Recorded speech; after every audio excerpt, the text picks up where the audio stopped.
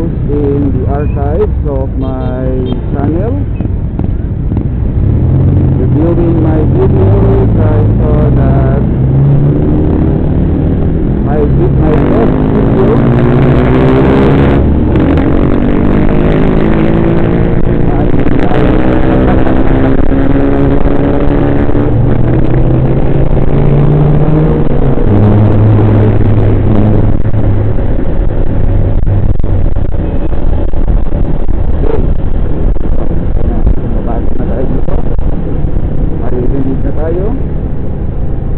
reviewing the videos in my YouTube channel, you know, the archived videos in my YouTube channel.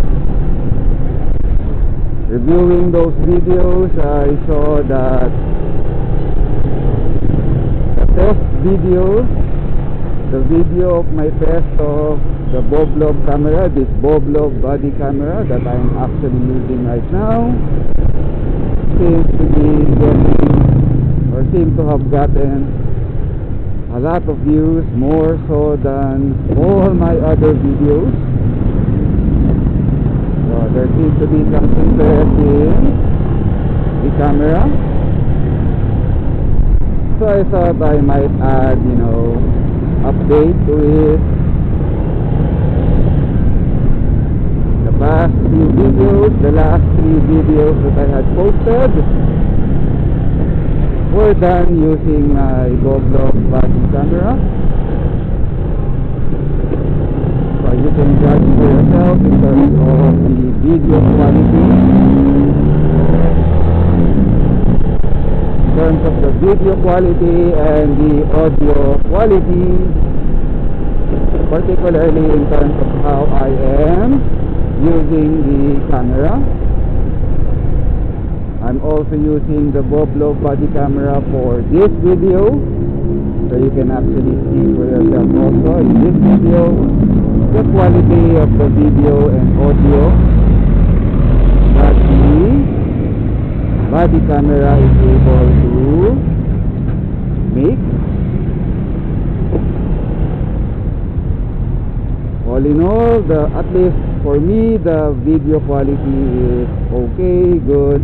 I'm using 720p at 30 frames per second,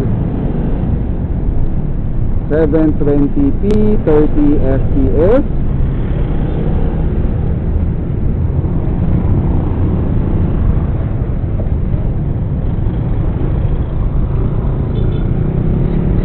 Using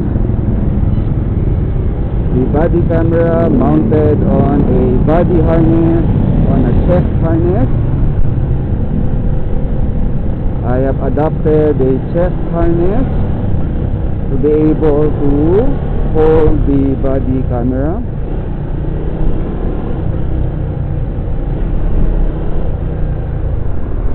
Clip type yung body camera. Hindi siya, not mounted using a bolt, you know, bolt mounting system, screw or bolt mounting system, well, like other cameras, like other action cameras. So I had to adjust the body harness mounting.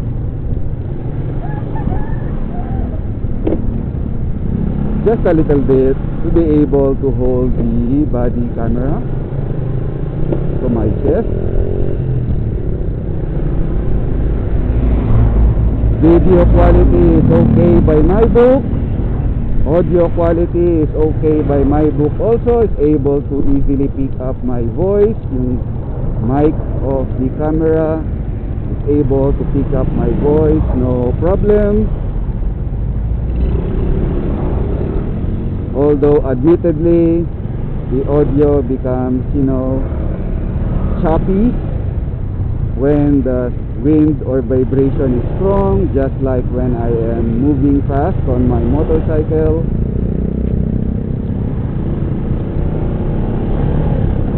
But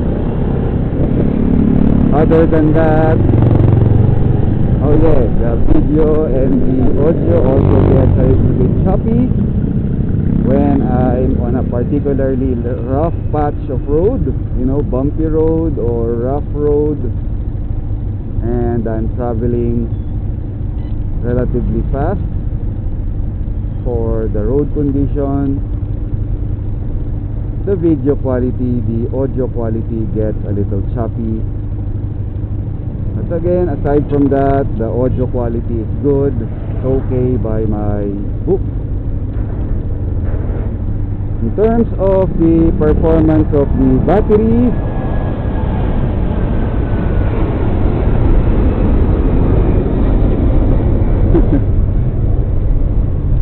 we're beside the airport, so sounds of airplanes taking off and landing.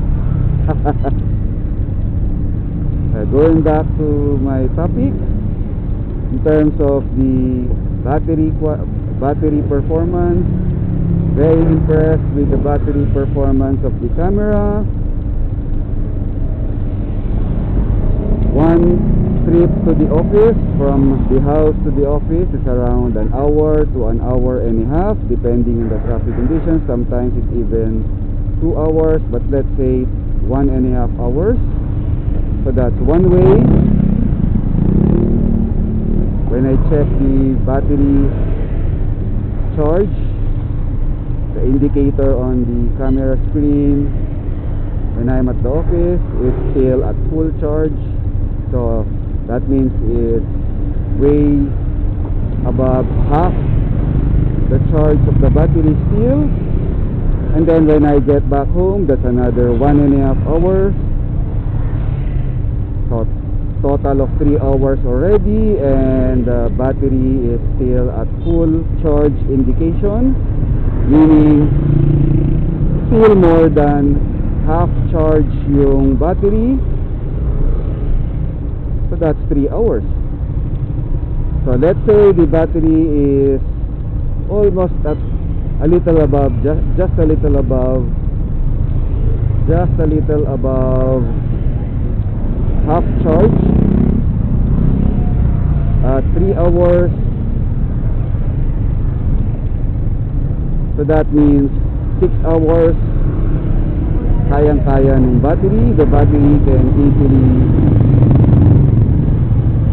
easily film, can easily record at 6 hours and still have some juice left. So we can say 6 to 7 or even 6 to 8 hours total,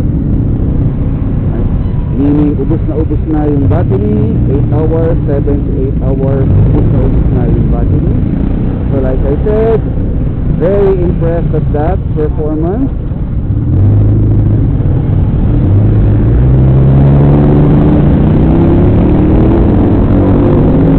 Very impressed, very happy with the performance of the battery. So overall, I'm very happy with this camera, this Boblov body camera that I am using right now.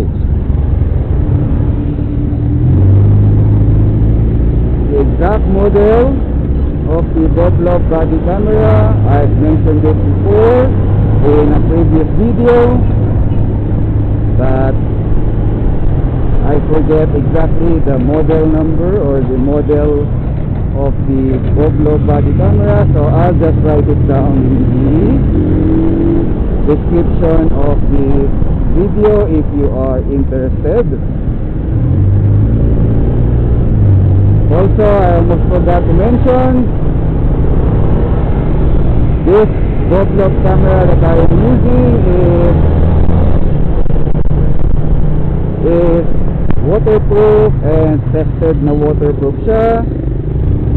I've been through rain many times already, and the camera performs like a dream.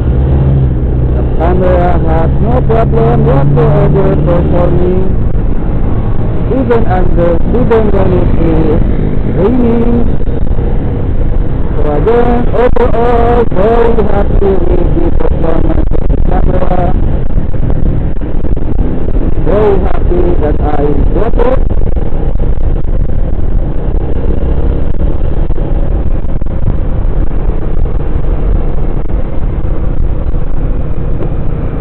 you are interested in this camera,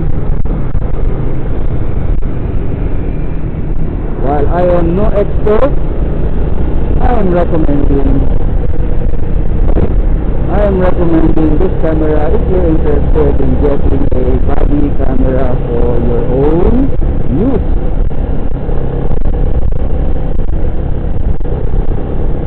I got the camera from Lazada, ordered it online from Lazada, from the flagship store of Boblov itself. So you can go on Lazada. Don't know if they have account for Shopee. You can check. But definitely sa Lazada, they have a flagship store account. That's where I got this camera from. So if you're interested, you can take a look. They have other models of body cameras as well. This is just one model of the body camera. So if you're interested, yeah, you can take a look